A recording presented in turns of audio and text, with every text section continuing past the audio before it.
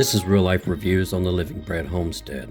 This generator review applies to all, but for this one in particular, I'm doing it from a homesteader's perspective. Most homesteaders have one goal, which is self-sufficiency. Maybe it's the livestock or the garden or just basic living that got us here in the beginning. But now that we're here, we face challenges that others don't face on a regular basis. Ultimately, we want less support by external providers, and in turn, we'll have a greater resilience to harder times and overall improvement towards the quality of our lives. Most of the time, we find ourselves more rural than city, but I have also found homesteaders in every location, from city to rural to remote. The one thing that all homesteaders need is redundancy. What if you have chicks in a brooder that require heat and the bulb burns out? Or you have eggs in an incubator and the power goes out? What do? On this homestead, for critical items like utilities, refrigeration, and heat, we try to maintain 3 forms of redundancy: the primary, secondary, and tertiary plan. For example,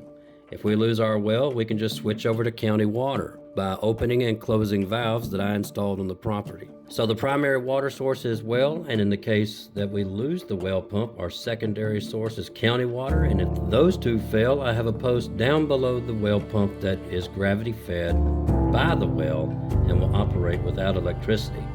So in the mindset of redundancy, this brings us to the review of the Duromax 13,000 EH generator.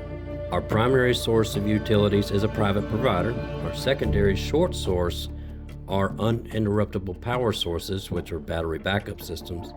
And our third and long-term power source is the generator.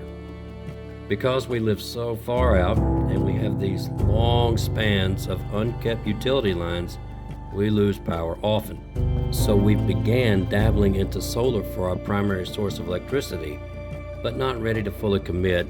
But even those fail and you still need redundancy. Not to mention, a portable generator has more value in just the fact that it's portable. I can use this generator anywhere on the homestead I need to work, for fencing, grinding, or welding, and will certainly support any energy-hungry equipment or appliance that I have. It's rigid, has tubeless tires, and handles that are similar to moving a loaded wheelbarrow. It's just under 250 pounds dry, but it will be a little bit more with fuel in it. Let's talk about what it can do. It's 500 cc's, which is roughly about 20 horsepower, but that's not how you measure a generator. Generators are measured in ability by their output. The 13,000 EH peaks at 13,000 watts, but this is startup watts only. You should never run a generator at its peak productivity for more than just seconds. You can comfortably maintain 10,500 watts or 10.5 kW for the duration of the load while burning gasoline and slightly less on propane. And keep in mind that 10,500 watts would be considered the generator's maximum load for any period of runtime. So how do you know if it'll power your house? All you have to do is make a list of what appliances you have, including overhead lighting, and then research them to see how many watts they use and add them up. Then subtract what you will not be using in the backup situation. Do not count and take the sum of the breaker amp sizes in your panel or you'll get lost.